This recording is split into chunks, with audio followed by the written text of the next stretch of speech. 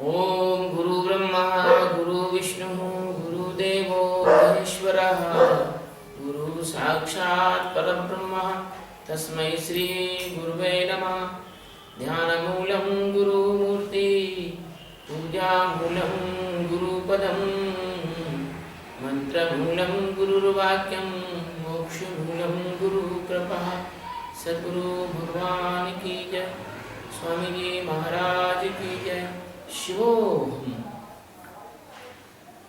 आज जो दिन है वो हमारे भारतीय संस्कृति में सबसे उत्तम दिन आज का माना गया। आज दीपावली है। आज भारत के जितने भी लोग हैं बहुत हर्ष और उल्लास में लोग भर जाते हैं। आज खुशी का दिन है, आज आनंद का दिन है। आज शिवम माइक बंद कर आप। हाँ, आज खुशी का दिन है, आज आनंद का दिन है, आज प्रेम का दिन है, आज मंगल का दिन है, आज उत्सव का दिन है, आज समृद्धि का दिन है। आज का जो दिन है वो बोध का दिन है, ज्ञान का दिन है। आज ऐसी कोई चीज ही नहीं है जो आज के दिन से जुड़ी ना। जगत में ऐसी कोई चीज है नहीं जो आज के दिन से जुड़ी ना। ये दीपावली का जो उत्सव है ये हमारा 5 दिन का उत्सव है। ये 5 दिन का उत्सव है, ये शुरू हो जाता है। वैसे तो उत्सव बड़ा लंबा है। जब नवरात्रि आ जाती है और साधना करते हैं और दशहरा आता है तो दशहरा के बाद से ही दीपावली की तैयारी शुरू हो जाती है। लोग अपने घरों को सजाते हैं, साफ करते हैं, धोते हैं। अपने घरों को लोग जो हैं लिपाई पुताई करते हैं, वाइट वॉश करते हैं, नया नया सामान खरीदते हैं, पुराना सामान बाहर निकालते हैं और बहुत सारी तैयारियां पहले से ही करते हैं। और जब पहला दिन आता है दिवाली का वो होता है धनतेरस का दिन। तो ये जो हमारे जो भगवान के अवतार थे, राम हैं, कृष्ण हैं, जितने भी अवतार थे, ये सब लोग बड़े, इन लोगों ने हिंदू धर्म के लिए और लोगों के लिए ये उत्सव इसलिए मनाए कि जीवन बड़ा नीरस ना रहे। जीवन बहुत अशांति और परेशानी से भरा रहता है मनुष्य का, और उस अशांति और परेशानी के जो जीवन में मनुष्य कहीं कोई एक आध बूंद शांति और प्रेम की ढूंढ ले, कहीं कभी न कभी तो वो प्रसन्न हो जाए, कहीं नहीं कहीं तो उसके जीवन में खुशी की झलक आ जाए, कभी तो वो नाच ले। रोता तो रहता ही है, कभी कभी नाच ले, कभी कभी गा ले, कभी हंसी मना ले, कभी खुशी मना ले। इसलिए हमारे पूर्वजों ने हमारे हिंदू धर्म में बहुत सारे त्योहार बनाए। इस त्योहार में ये दीपावली बहुत बड़ा त्योहार। अब ये तो आप सभी जानते हैं, बाहर की बातें, मोटा मोटी बातें हैं। एक पंडित पुजारी से भी, एक आदमी, सामान्य आदमी से भी पूछोगे दीपावली के बारे में तो बहुत सारी बातें वो बता देगा। ये ट्रेडिशन है, वो ट्रेडिशन है, ये परंपरा है, वो पूजा है। लेकिन इसके खास में, इसके अंदर ज्ञानियों ने कुछ रहस्यपूर्ण बातें दीपावली के त्योहार के अंदर कुछ रहस्य, कोई ज्ञान के ऐसे सूत्र इसमें डाले हुए जिन सूत्रों को सामान्य आदमी जानता नहीं, जिन सूत्रों को सामान्य आदमी नहीं जानता। पहला सूत्र है इसका धनतेरस। देखिए, एक व्यक्ति एक 4-6 मित्रों को लेके इस यात्रा पे गया, एक यात्रा पे गया। उस यात्रा पे क्या हुआ कि मार्ग में वो 4-6 व्यक्तियों को जब लेके गया तो मार्ग में एक जगह कोयले की खदान थी। तो एक व्यक्ति ने कहा भाई मैं तो यहाँ रुकूंगा, मैं कोयला जो है यहाँ से मैं खुदा की सप्लाई करूँ। दूसरा मित्र अगला आगे चला तो तो वहां पर उसको लोहे की खदान मिली, तो उसने कहा भाई मैं तो ये लोहा खोद खोद के और ये लोहा जो है इसका अयस्क आयात करूंगा, बाहर भेजूंगा। तीसरे मित्र को चांदी की खदान मिली, उसने कहा यार ये तो अच्छा है, चांदी की खदान मिली, उनको तो लोहा और सोना मिला। तो उसने उस चांदी की खदान में रुक गया और उसने उस चांदी की खदान से अपना काम शुरू कर दिया। अगले आगे चले तो सोने की खदान, सोने का अयस्क मिला, तो उन्होंने कहा वाह यार आनंद आ गया। फिर अगला मित्र था तो उसने सोचा कि यार कोयला मिला, मैं नहीं रुका, लोहा मिला, मैं नहीं रुका, चांदी मिली, मैं नहीं रुका, सोना मिला, मुझे यहाँ भी नहीं रुकना चाहिए। उसने कहा भाई मैं तो यहाँ नहीं रुकूंगा, आगे चलो। आगे चले तो हीरे की खदान मिली, उसने कहा यार मैं भी यहाँ नहीं रुकूंगा, हो सकता है और कोई बहुमूल्य चीज हो। आगे चले तो वहां एक परमहंस संत महात्मा बैठे, तो उनसे पूछा कि महाराज आप यहाँ बैठे हो, उधर बहुत धन, आपके पीछे तो बहुत धन है, आप वहां नहीं रुके? बोले नहीं, मेरे पास जो धन है वो जो धन है उसकी कोई कीमत नहीं है जो मेरे पास धन है। तो इसमें कहा गया है कि कहु धन गज धन बाज धन और सवै रतन धन खान, जब आवे संतोष धन सब धन धूलि समान। अगर आपके पास करोड़ों गाय हो, घी दूध की नदियां बह रही, आपके पास हाथियों की पूरी फौज हो, आपके पास अच्छे अच्छे अरबी और घोड़े हो, विदेशों के बढ़िया बढ़िया घोड़े हो, आपके पास रत्न हो, माणिक हो, मोती हो, पन्ने हो, और हमारे यहाँ पर एक राजा को कहते थे मोती वाला महाराज, उसके पास मोतियों के भरे तहखाने, मोती मोती भरे। तो यदि आपके पास ये सब है लेकिन आपके जीवन में अगर संतोष नहीं है तो ये सब सारा धन धूल के समान है। संतोष कब आएगा? अज्ञान से तो कभी संतोष आता नहीं। अज्ञानी को तो कितना भी धन दे दो, कितनी भी दौलत दे दो, कितना भी साम्राज्य दे दो, अज्ञानी तो कभी संतुष्ट हो नहीं सकता। तो महाराज ने कहा, वो बैठे थे जो, उन्होंने कहा कि देखो तुम यहाँ आ गए, बहुत अच्छा रहा, अगर तुम अपने अंदर मौजूद परमात्मा को जान लो तो तुम्हें यह ऐसा धन प्राप्त हो सकता है जिस धन के आने के पहले संतोष आ जाता है। वो तो बात। तो ये जो संतोष है, ये संतोष अगर धन किसी के पास आ जाए तो समझो कि उसकी धन तेरस बनी। और धन तेरस का मतलब क्या है? तेरस यानी 13 चीजें हैं, 5 ज्ञानेंद्रियां, आंख, नाक, कान, त्वचा, जिनसे आप जानते हो। नाक से आप सुनते हो, आंख से आप देखते हो, कान से आप सुनते हो।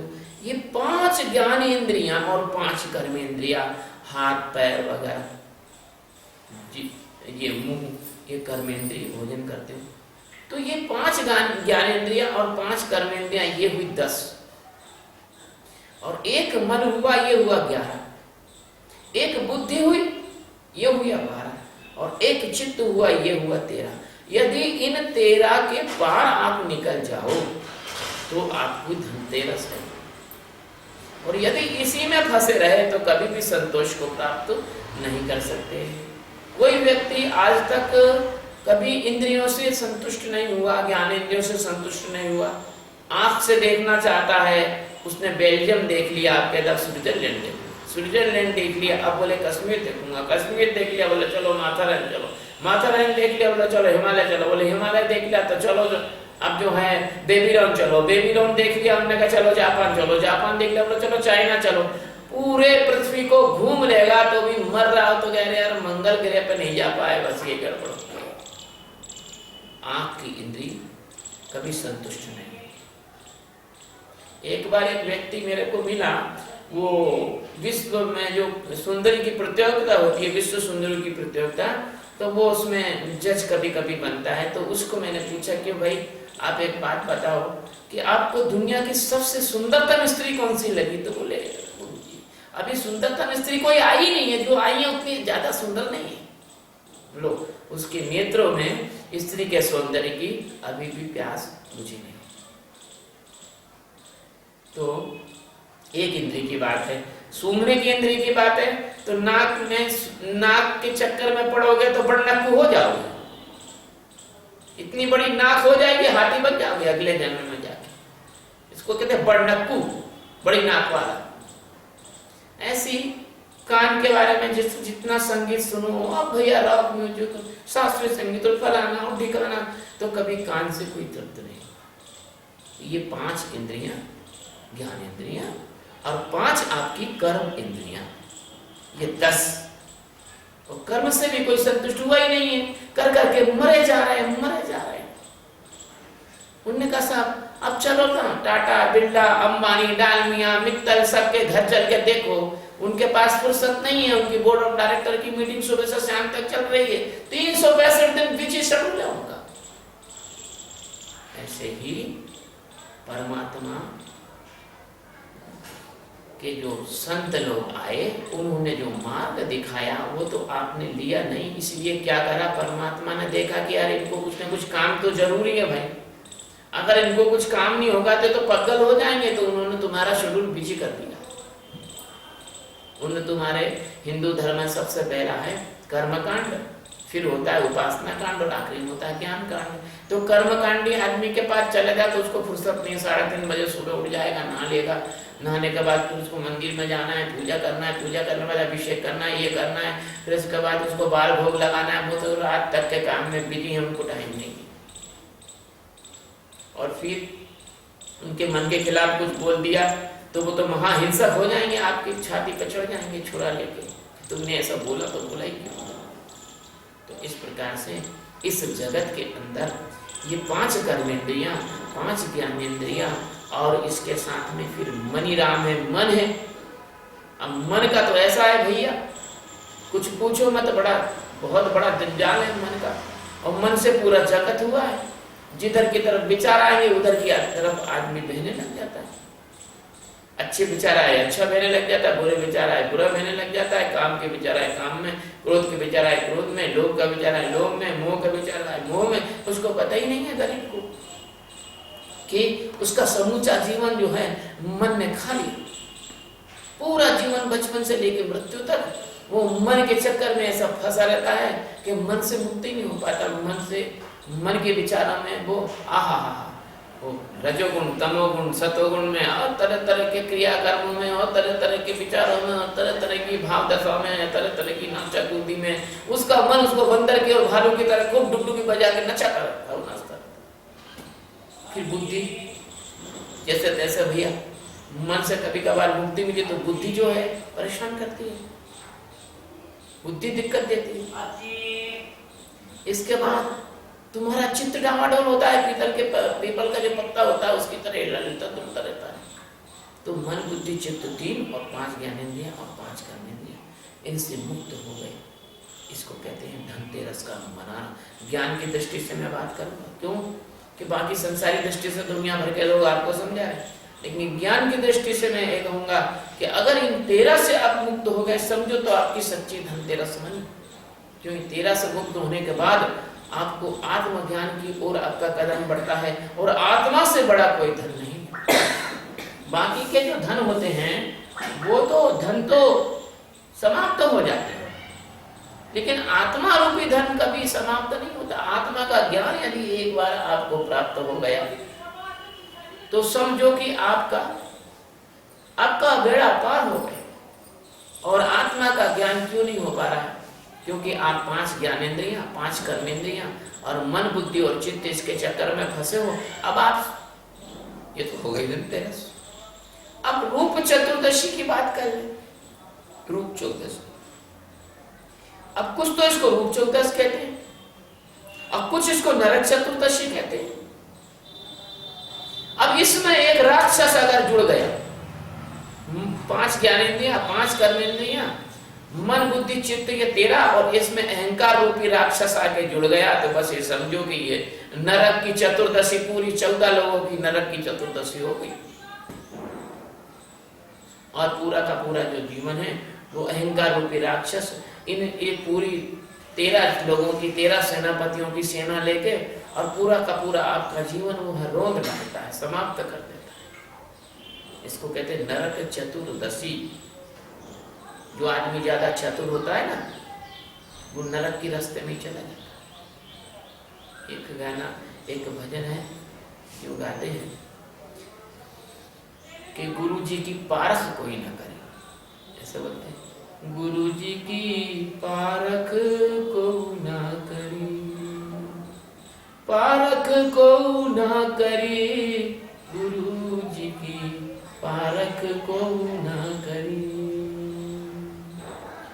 पाप पुण्य की बांध गठरिया, पाप पुण्य की बांध गठरिया, नरक की गैल धरी, गुरु जी की पारख को ना करी। आपके जो पाप हैं वो तो आपको नरक में ले ही जाते हैं, आपके पुण्य भी आपको नरक में ले जाते हैं। कारण यह कि आप जिन पुण्यों को भोगने के लिए स्वर्ग में जाते हो, इसके बाद आपको 84 लाख योनियों के नरक में आना ही पड़ेगा। इसलिए पाप और पुण्य से अलग शंकराचार्य भगवान ने कहा था, न पापम न पुण्यम न सुखम न दुखम चिदानंद रूपा शिवम शिव। तो आपको पाप और पुण्य दोनों से हटना है, तो आपकी ये जो रूप चतुर्दशी है इसको वैकुंठ चतुर्दशी आपको बनाना पड़ेगा। वैकुंठ यानी मोक्ष, वैकुंठ यानी भगवान विष्णु के चरणों में स्थान, वैकुंठ यानी ज्ञान, वैकुंठ यानी आत्म साक्षात्कार, वैकुंठ यानी जीवन मुक्ति, वैकुंठ यानी स्थित प्रज्ञ अवस्था। आपको वैकुंठ की ओर यदि जाना है तो आपको इन 14 चीजों का अतिक्रमण करना होगा। 5 ज्ञानेंद्रिय, 5 कर्मेंद्रियां, मन बुद्धि चित्त और अहंकार।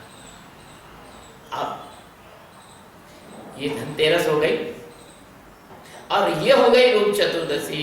बड़े बुद्धिमान हमारे जो ज्ञानी लोग थे वो बहुत ही अत्यंत प्रज्ञावान लोग थे, वो अत्यंत प्रज्ञावान लोग थे।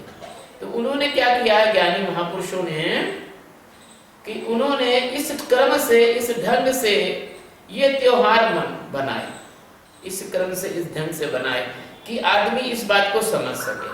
पहले तो उन्होंने वो नवरात्रि मनाई, नवरात्रि के बाद दशहरा बनाया, क्योंकि 10 को हरने वाला, 5 ज्ञानेंद्रिय 5 कर्मेंद्रिय इनके परे दशहरा। फिर उन्होंने ये धनतेरस बनाई और धनतेरस के बाद रूप चतुर्दशी बनाई और रूप चतुर्दशी के बाद दीपावली बना।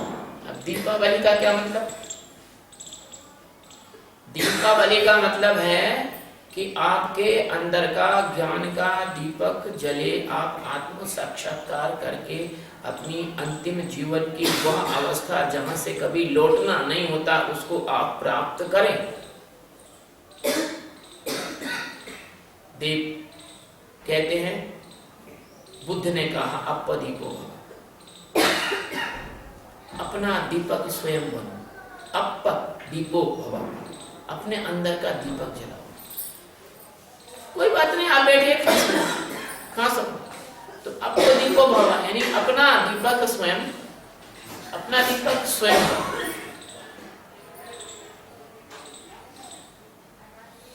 इसी तरह से आज का दिन, दीपावली का दिन, महावीर का निर्वाण दिवस है। आज महावीर का समोसरण हुआ, आज भगवान महावीर तीर्थंकर हुए थे। आज भगवान महावीर इस जगत के माया के सिर पर पैर मार के पूरे संसार का अतिक्रमण करके और परमात्मा में समाहित हो गए। तो ये दिन है आज का दीपावली। तो दीपावली, इस दिन राम, देखो कितना शुभ दिन है और कितने शुभ संदेश हैं। इस दिन राम जो है रावण को मार के अयोध्या में आए थे, खुशियां मनाई थी। कब? अहंकार का रावण आप मार के, अपने अंदर के अहंकार के रावण को कब मार के आप अपनी आत्मस्थिति में लौटोगे। अयोध्या यानी आपकी आत्मस्थिति। कब अपनी आत्मा में आप प्रवेश करोगे, कब आप अपने आप को जानोगे, कब आप जीवन मुक्त हो। यह अंदर का दीपक जला। किसी कवि ने कहा है कि गहन अंतर में तुम्हारे जल रहा जो धीर गति से, मैं वही हूँ दीप उसकी, ज्योति भी मैं हूँ। खोल मन के नयन देखो, मैं तुम्हारे पास ही हूँ। खोल मन के नयन देखो, मैं तुम्हारे साथ हूँ।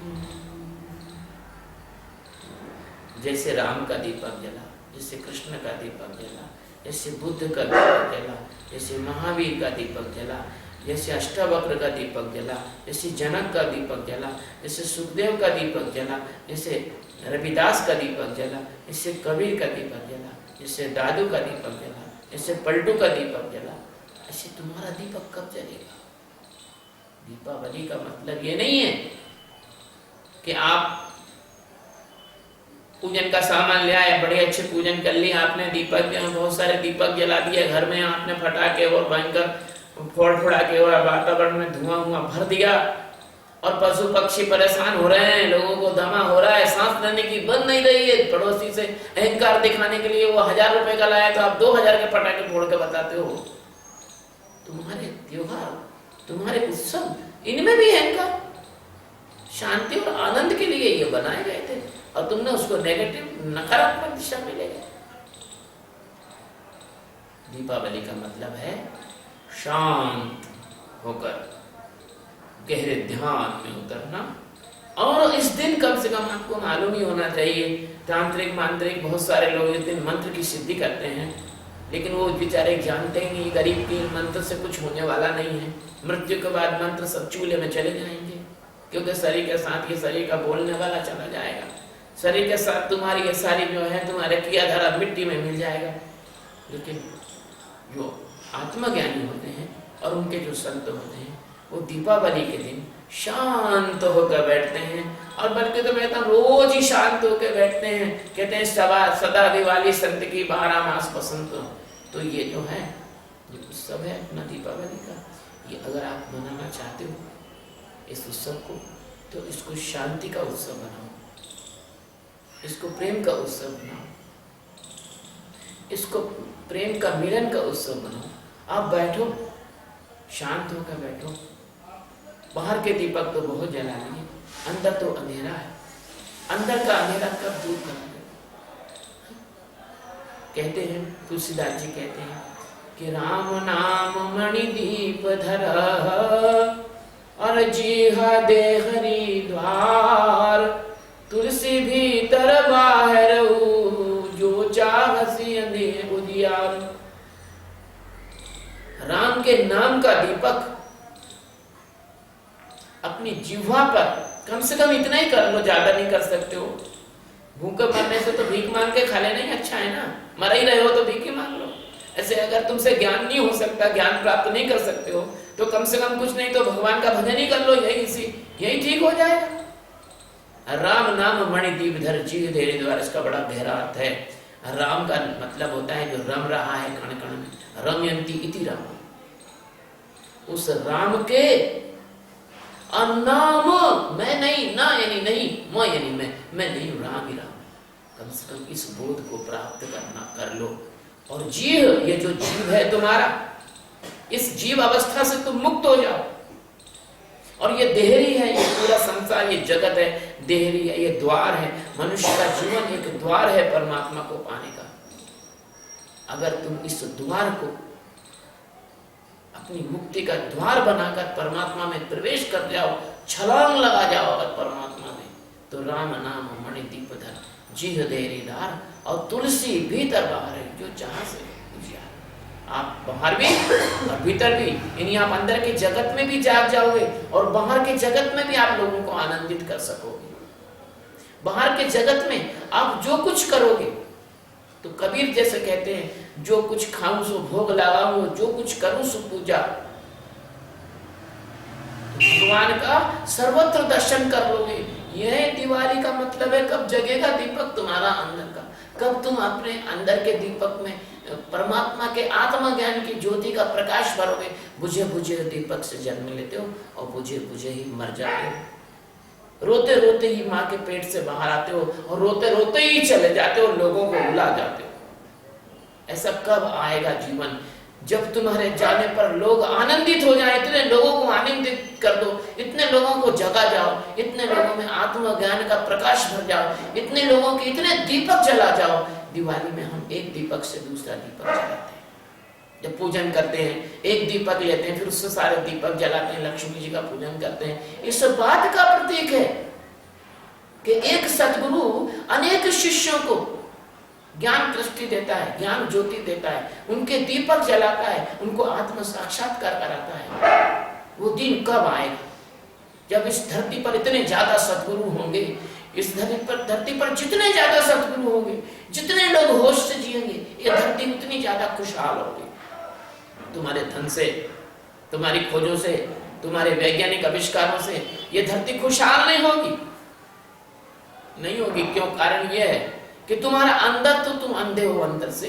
तुम अंधा आदमी जो भी कुछ करेगा गलती करेगा ना, गड़बड़ी करेगा ना, खड्डों में गिरेगा ना।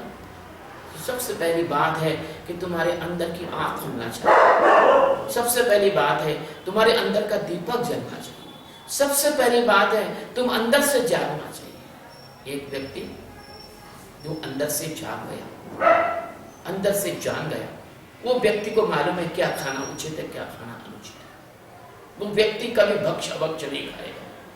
एक व्यक्ति जो अंदर से जाग गया, उसको मालूम है कि क्या बोलना उचित है, क्या बोलना अनुचित है। वो किसी को कष्ट नहीं पहुंचाएगा, क्राइम नहीं होगा, दुख नहीं होगा, तनाव नहीं होगा, परेशानी नहीं होगी। अगर अंदर से जाग गए, जितने लोग अंदर से ज्यादा जाग गए, तो ये पृथ्वी नंदन बन हो जाएगी। स्वर्ग में जाने की जरूरत नहीं, यही स्वर्ग आ जाएगा। इसलिए सबसे पहली बात है, आज दीपावली का जो दिन है, अंदर से जागने के लिए आपको क्या करना पड़ेगा? अंदर से जागने के लिए आपको साक्षी का ध्यान करना पड़ेगा। सबसे पहले आपको अपने आप को देखना होगा कि आपके अंदर क्या गड़बड़ी चल रही है। सड़ा हुआ फूल कभी सुगंध नहीं मार सकता। अंदर की सड़ान ठीक करना। अंदर से जो काम वासना से सड़ रहे हो, क्रोध से सड़ रहे हो, मोह से सड़ रहे हो, चालाकियों के सड़ रहे हो, बदमाशियों से सड़ रहे हो, लोगों के साथ षड्यंत्र तुम्हारी बुद्धि कर रही है, तुम्हारा मन इधर उधर भटक रहा है, पागल कुत्ते की तरह यहाँ वहां जा रहा है। सबसे पहले अपने उस पागल कुत्ते रूपी मन को, उसको देखो, उससे हटो, उससे हट जाओ। मन को जीता नहीं जाता, मन से हटा जाता है। बुद्धि को जीता नहीं जाता, बुद्धि की चालाकियों को जानकर बुद्धि का साक्षी हुआ जाता है। चित्त तो, ये मन बुद्धि चित्त तो क्या है? ये जड़ है, ये तुमसे ऊर्जा प्राप्त करते हैं, तुम इनसे ऊर्जा प्राप्त नहीं करते। इनमें आत्मा की ऊर्जा आती है। जैसे दर्पण में सूरज का प्रकाश होने से दर्पण चमकता है, दर्पण में कोई अपना प्रकाश नहीं। जब इस चीज को बारीकी से ध्यान करोगे, जब बैठोगे, जब अपने को देखोगे, जब तुम अपने अंदर की अशांति को दूर करोगे, जब तुम अंदर शांत होगे, तुम तनाव रहित होगे, तो फिर देखना तुम्हारा भोजन भी अच्छा पकेगा, तुम्हें नींद भी अच्छी आएगी, तुम्हारा पाचन अच्छा होगा, और तुम्हारा जीवन में एक अद्वितीय सौंदर्य की झलक होगी, तुम्हारे जीवन में एक सुगंध होगी, तुम्हारे चलने में नृत्य होगा, तुम्हारे बोलने में प्रेम होगा, तुम्हारा जीवन एक आनंद का झरना होगा। तुमको देख के लोग कहेंगे कि नहीं, ये व्यक्ति है। तनाव की बीमारियां नहीं होंगी, परेशानी की बीमारियां नहीं होंगी, नींद की गोली नहीं लेना पड़ेगी, ड्रग्स नहीं लेना पड़ेंगे, शराब नहीं पीना पड़ेगी, किसी प्रकार का कोई बाहर के सुख ढूंढने की कोशिश नहीं करोगे। बहुत प्रेम से भरे होंगे, बहुत आनंद से भरे होंगे। ये वो दीपक है कि एक बार ये जग गया, एक बार ये जल गया, एक बार ये दीपक में ज्योति आ गई, तो समझो कि बस इसमें प्रेम है, आनंद है, शांति है, और बहुत स्किलफुल जीवन है, अब बहुत क्षमता है, बड़ी ऊर्जा है, बहुत सारी उपलब्धियां एक साथ आ जाती हैं।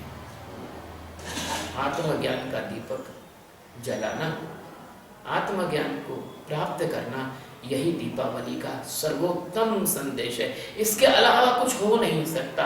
और भारत विश्व गुरु जब तक हो नहीं सकता, जब तक भारत आत्मज्ञान के प्रचार के लिए नहीं निकलेगा। किसी देवी देवता की पूजन करा के, किसी किताब का पाठ करा के, कहीं कोई कर्म कांड करा के भारत कदापि विश्व गुरु नहीं हो सकता, कदापि विश्व गुरु नहीं हो सकता। अगर भारत को विश्व गुरु होना है और इस देश के अंदर, जैसा हमारे प्रधानमंत्री जी कहते हैं कि हम भारत को विश्व गुरु बनाएंगे, अगर भारत को विश्व गुरु बनाना है तो इस देश के अंदर हजारों की संख्या में आत्मज्ञानी संत खड़े करना पड़ेंगे। और फिर इन संतों का जो प्रकाश और प्रवाह है, और ये अंतरराष्ट्रीय ध्यान केंद्र खोलने पड़ेंगे जगह जगह पर, जैसे आपने हॉस्पिटल खोले हैं। मैं अभी इस बात को भी क्लियर करूं चलते चलते कि आपका स्थूल शरीर है, इसके तो बहुत अस्पताल खोल रखे आपने। कहीं लीवर का ट्रांसप्लांट होता है, कहीं हार्ट का ट्रांसप्लांट होता है, कहीं बोन मैरो होता है, कहीं जो है कार्डियोलॉजी होती है, और कहीं कैंसर का इलाज होता है। लेकिन तुम्हारे अंदर का जो सूक्ष्म शरीर है उसका तो तुमने एक भी सेंटर नहीं खोला।